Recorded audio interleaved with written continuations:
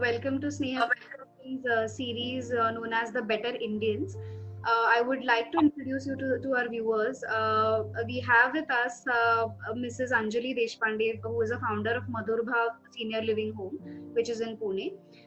She has been living an amazing and incredibly inspiring journey throughout her life, and we are here to know a little bit about herself as well as her own social cause that she is working for throughout her life. So, without a further ado, ma'am, we would like to, ask you a few questions about your journey. The first is, of course, an introduction from your end in terms of what has been your personal life, family, education, and so on. So, welcome, ma'am, and please tell us a little bit about yourself. Yeah, thank you so much. My journey started from a very small town, Indore. Okay. My schooling has been done in Indore. My mother was a school teacher and my father was a meal supervisor. Okay. My whole education happened till 11 in Indore. And for my further education for college studies, I came to Pune. Okay, okay, that's great. Who has been your role model in life, be it personal or professional? In my personal life, my father has been my role model. He was very simple person, and I am imbibing his qualities of being simple, soft-spoken with me. Right. That I definitely agree to. And in relation with the social initiative that you have been working with, who has been your idol in terms of that? There were many social workers which I came across while doing this social journey of Madhur Bhav. Few people which influenced me is one is Renu Gavaskar from Eklavya Institute. She has been amazing work she's doing it for children, Yeah. basically. Mm-hmm. And there are many more also. Yeah. Amte family, as you are all aware. Yeah. Then we have Nirupama Deshpande from Sampurna Bamboo Kendra. Kolhe, Mrs. Kolhe also from Baragarh, Ravi Kolhe and his wife. So there are many I would say social worker who has taken a different path to their own life. Correct, correct. That's great to know, ma'am. So coming to Madhur Bhav, when, how, and why did you start an initiative of this kind? Madhur Bhav is very personal to my Madhur Bhav story is very personal to me because my father was suffering from dementia, Okay. and my mother advised me that time to look out for a facility. Mhm. So this was 20 years back that not many senior citizen home or old age home were taking medically ill patient. Right. So that I thought ki why the person would come who's healthy probably. Yeah. So there was no concept of medical assisted living back 20 years back probably. Mm-hmm. That's And I went and searched for various old age home in Pune city, and I found to be like the concept of old age home needs to change. correct, correct. I personally have visited your organization, and ma'am, you're doing an incredible job. But I'm sure there have been immense challenges in terms of registering the organization and taking it to such a high level that it is now. So, would you like to tell our viewers about a few challenges that you came across while establishing the organization and while working for the senior citizens? I know the challenges are immense. I would say the first challenge of that getting a place for rented where society people also do not allow many times. They said why this is opening here because it's a residential area.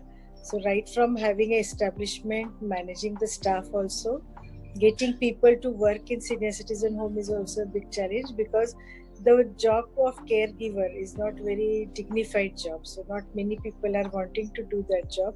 So the challenge is like managing of 55 resident with 40 staff itself is a huge challenge. The operational challenge is also there. Right.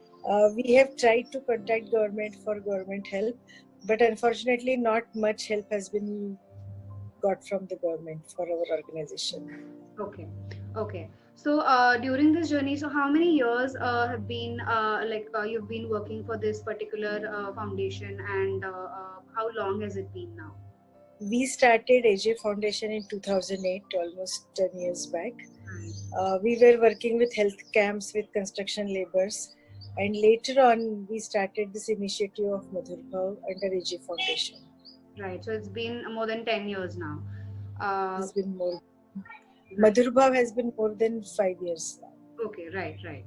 And during this entire journey, do you remember any stories that really kept on motivating you to continue this job even further? Basically, whenever I see any senior citizen who cannot be looked after at home, I always feel and my heart goes out to all such patients, and that is the reason why it kept motivating. I do assessment of people.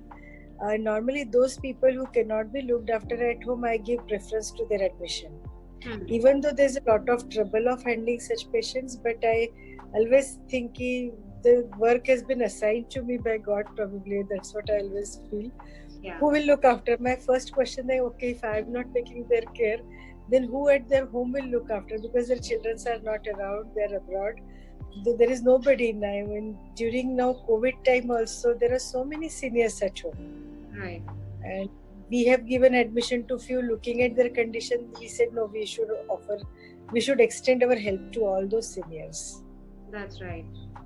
And during this journey, as you said, you feel that God has given you this job. So I'm sure that there have been a lot of fond memories, or maybe memories or incidences that actually shook you from the inside. So do you remember? Do you recall any such situations or incidences from this journey? Very honestly, I remember from your foundation only one senior citizen had come to our Madhur Bhav. Yeah. And after hearing he was working, he was an almost electrical engineer with family, cousins, but nobody was even recognizing him. Yeah. Nobody was even call them to at least come and see him, not to take them home at least. But there are blood relations where they really part away in such situation because he was bed bound, so nobody really wanted. When seniors become dependent on their family members, that is the area where people really would like to shelter or would like to give it of those responsibility to other people. So that one experience I really felt so sad that in spite of a being good man from a very good family, had to abandoned by the family members basically. Yeah. When you suggested, he stayed with us for almost 1.5 years and happy life probably for his. Right. And do you always have such patients, or to say such residents in your organization who have been disowned by the family members, or there are some other kinds of patients as well? No, in our home, like in Madhur Bhav, there are medical assisted living, those who pay and then we take care of them. 30% of the people are those who have been abandoned from the road, then police people bring it to us and then we look after them. My Madhur Bhav's next initiative is going to be to have a home only for people who do not have any family background, no financial support, and with residential and food we would be able to offer them. Okay. Maybe 10 residents I would like to do initially, not many, but that is a plan in near future. Right. That's amazing. I have also heard that you've done something for the nearby kids living nearby. So would you like to elaborate on that? Yeah, that was really very nice of Sneha Foundation. They started, we have taken expertise of Sneha Foundation starting a school along with Madhur Bhav, and the Veet Bhatti worker people, slum area people, of course with no fees. We started that school and we had 10 students from those schools. They had a good exposure, good teacher, and I think your support for those children was very good in having that school. But now with this COVID situation, this year we have not been able to open up yet. Yeah. Going ahead, of course, managing a foundation without funds is something that is very challenging. So how have you managed gathering funding, or has it been challenging for you, the overall fund management and fund generation as such? Yes, it has been a big challenge because I used to have this rented apartment and properties for my senior citizen, and every time we used to change that after 2 years of a agreement, then there used to be maintenance problem and things like that. So at the age of like maybe 55 probably, I venture out myself in taking a huge loan and buying a property for foundation. And people in my family, they said I have gone crazy, absolutely. So I mortgaged my home and my car and everybody, because what I feel in this work, it should run even if after you are not there. So I have made one institution which will run even if tomorrow I am not there. That institution run in the same fashion and with same professional protocol, I would say. So I took a huge financial risk, I would say, in opening up and giving it to foundation for a long-term care. That's amazing, and that is where the sustainability will come in the picture. Yes. Is not something that is very tentative and only for the time being. So this thought is incredible, that you want it to run even after you're not there. So this is a very sustainable and long term plan, and I'm sure it is going to be a success for many years to come. Going ahead again, now there is a young generation of people who want to contribute to social causes, monetarily or even otherwise. So what would be your takeaway for the young generation who wants to venture in something like this? I think looking from younger generation point of view, I would say the opportunities are plenty in our own country today, because now we have seen the COVID, the world has become so limited within the city, within the home and within families. And with Narendra Modi's Atmanirbhar, I think every social cause to be taken by younger generation, because there are many things to be done in India. We are still struggling with basic needs of housing, shelter, maybe a human being or an animal, or there is plenty, I know, in agriculture. So you name it, it's a developing economy, and with the government support for Atmanirbhar, I think younger generation, instead of looking for an IT job, I think if we can focus on taking a social cause within community and can have livelihood, that would be really good. I would like to give an example which came from Latur. One MSc organic chemistry who had come to us for a job in AJ Organica, but he started a dal mill. And he struggled initially, but now his turnover is like rupees for a year. Right. So it's not like, and he's employed, they have to keep eyes and open, and they have to think they're a part of society, and it's their responsibility to give back to society. That's right. And I will tell you, this realization must have come to our younger generation during COVID time. I'm sure. Because if you have food and shelter, that doesn't suffice, right? That's right. You have to go out and talk to people in society. You cannot live like that. That's right. So younger generation also, I feel, will not live in isolation now. They will come forward to provide support to the needs of society. Yeah. Let's hope so, and I'm sure that like other social workers, even you have.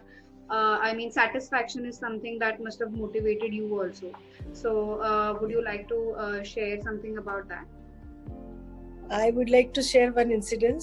We had received a call from Konkan area. They said that our Dadi is 92-year-old and she's not been eating from last 15 days, and we would like to bring her to Madhurabhav. I said, oh my God, 92-year-old, and whether she will be able to travel that long. And with 2 days I did not receive the call, so I thought Dadi is no more there. Probably they did not come. Yeah. On Monday they said we have reached the Tamini Ghat and within half an hour we'll reach Madhurabhav. When I saw that Dadi, she had bruises on the legs and she was so thin. Her name is Shanta, and with care, then I told my staff that she has not eaten, so you start with small intake. Don't feed her so much that probably her system will collapse. So we started with love and care. and you won't believe the kind of satisfaction I got to see a joy on her face. And the Dadi is very well doing, and now she's wanting new clothes to wear for some festivals.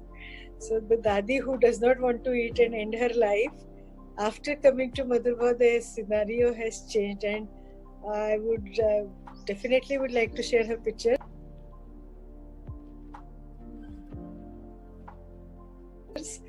She has changed completely, and the satisfaction which I got from that Dadi, the kind of blessings she gives me when she puts her hand onto my head, it's priceless, I would tell you.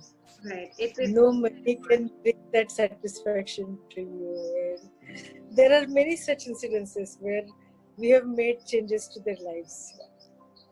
Right, right. And I think at the end, the inner passion and inner motivation is something that is inseparable. So you have been motivated from within, and you are very much dedicated to what you are doing. And I have seen the organization myself. I have met the residents from Madhur Bhav, and they are extremely loving and caring. And I'm sure that comes from your end, and because of that they are able to give back the love and affection that you have been giving them. So once again, thank you so much for agreeing to give an interview. And we would definitely like to share the details of Madhur Bhav in this video, and also some pictures for our viewers. So once again, thank you so much, and I hope that there would be people like you who are willing to help others in need. And I'm sure that the younger generation would be really motivated to listen to your video, and after that they would do something that is for the society. So thank you so much once again.